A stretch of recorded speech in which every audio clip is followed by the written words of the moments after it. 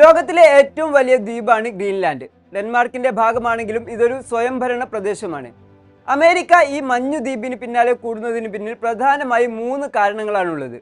ഭൂമിശാസ്ത്രപരമായ പ്രത്യേകതകൾ, പ്രകൃതി വിഭവങ്ങൾ, റഷ്യ ചൈന ഭീഷണി എന്നിവയാണ് ഈ കാരണങ്ങൾ. ജിയോഗ്രഫിക്കലായി ആർട്ടിക് മേഖലയിലെ സൈനികാധിപത്യത്തിന് ഗ്രീൻലാൻഡ് അത്യാവശ്യമാണെന്നാണ് ട്രംപ് വിശ്വസിക്കുന്നത്.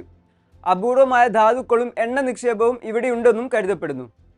അമേരിക്ക ഇത് വാങ്ങിയില്ലെങ്കിൽ ചൈനയോ റഷ്യയോ ഇവിടെ പിടിമുടുക്കുമെന്നാണ് വൈറ്റ് ഹൗസിന്റെ ആശങ്ക. ഇക്കാരണങ്ങൾ കൊണ്ടാണ് ട്രംപ് ഇപ്പോൾ ഗ്രീൻലാൻഡിൽ കണ്ണുവച്ചിരിക്കുന്നത്. എന്നാൽ ഗ്രീൻലാൻഡ് വിൽപ്പനക്കുള്ളതല്ല എന്നാണ് ഇക്കാര്യത്തിൽ ഡെൻമാർക്കിന്റെയും ഗ്രീൻലാൻഡിന്റെയും നിലപാട്. ഈ തർക്കമാണ് ഇപ്പോൾ കേവലം വാക്കുകളിൽ നിന്നും മാറി സൈനിക നീക്കങ്ങളിലേക്ക് കടന്നിരിക്കുന്നത് എന്നാണ് ഏറ്റവും പുതിയ വിശേഷം. അൽ ജസീറയും മറ്റു അന്താരാഷ്ട്ര മാധ്യമങ്ങളും റിപ്പോർട്ട് ചെയ്യുന്നത് പ്രകാരം ഇതിനോടകം തന്നെ ഡെൻമാർക്ക് അവരുടെ കോമ്പാറ്റ് സോൾജിയേഴ്സിനെ ഗ്രീൻലാൻഡിലേക്ക് അയച്ചു കഴിഞ്ഞിട്ടുണ്ട്. Royal Danish army chief major general Peter Boysen നേരിട്ടാണ് ഈ നീക്കങ്ങൾക്ക് നേതൃത്വം നൽകുന്നത്. ഓപ്പറേഷൻ ആർട്ടിക് എൻഡ്യൂറൻസ് എന്നാണ് ഈ സൈനിക നീക്കത്തിന് പേര് നൽകിയിരിക്കുന്നത്. ഡെൻമാർക്ക് ഒറ്റയ്ക്കല്ല ഈ നീക്കം നടത്തുന്നത് എന്നതും ശ്രദ്ധേയമാണ്. ഫ്രാൻസ്, ജർമ്മനി, സ്വീഡൻ തുടങ്ങിയ നാറ്റോ രാജ്യങ്ങളും ഡെൻമാർക്കിന് പിന്തുണയുമായി രംഗത്തുണ്ട്.